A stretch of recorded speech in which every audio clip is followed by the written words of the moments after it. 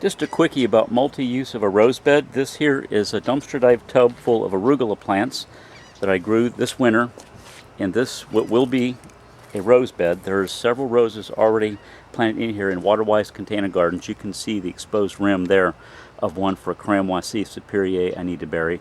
I'll be burying I think about 4 more, but this bed produced a tremendous amount of arugula all winter. It gave me beautiful rose blooms. The blooms are now sulking in the heat. And one other thing I wanted to share is Francois Gironde, who is simply growing on his own roots in the ground, having survived as a sucker from the original plant that was killed years ago by mermaid.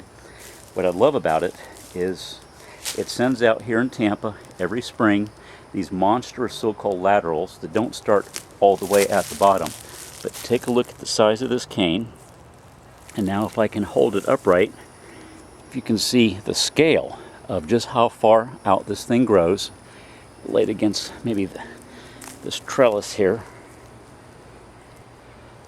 And what's interesting is it branches out at the base into many, many new shoots. Here's a second one here on the ground that has come out, and I'm going to soon be turning both of these back up onto this rebar structure, and I'm debating where to go after that because it's going to greatly outgrow these 2 pieces of rebar. Part of me says to make a structure to go right across the roof line here, which is likely what I'll do because it could get some shade to the living room window. Part of me says to go across the front of the house. But what's nice is I have the option because of this incredible amount of growth. What I'm going to be doing is after I clear out the last of the stalks of the arugula, excuse me, I'm going to be remulching it, and I'm going to be planting quite a large number of both Cleome seedlings and Celosia plume annuals I start out back to go from the winter season of arugula and this bed here, which is winter colored nasturtiums and snapdragons also on the way out. Not too sure what I'm going to do in here, but there's going to be a large number of roses in buried buckets going in. I'm probably going to plant the Rosa machata I got at Pam Greenewald's place right here so people can lean over and smell it.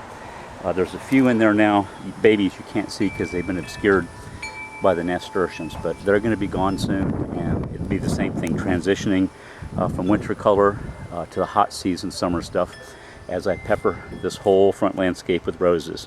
I've now reclaimed and civilized it about 2/3 of the way back from the mermaid hell. Next to come down is that amalgam of, I forget the flowering vine, but it's a Bignoniaceae mixed with a Cherokee rose and also that dreaded morning glory on a rebar structure that's no longer needed. So I'm going to take down that rebar too and open up the place. So here's what's going on here. But remember, you can grow vegetables if you grow your roses organically in between. And as you can see, I'm going to have a tremendous harvest of arugula seed from this bed as a final harvest to grow next year and to share with friends and my students.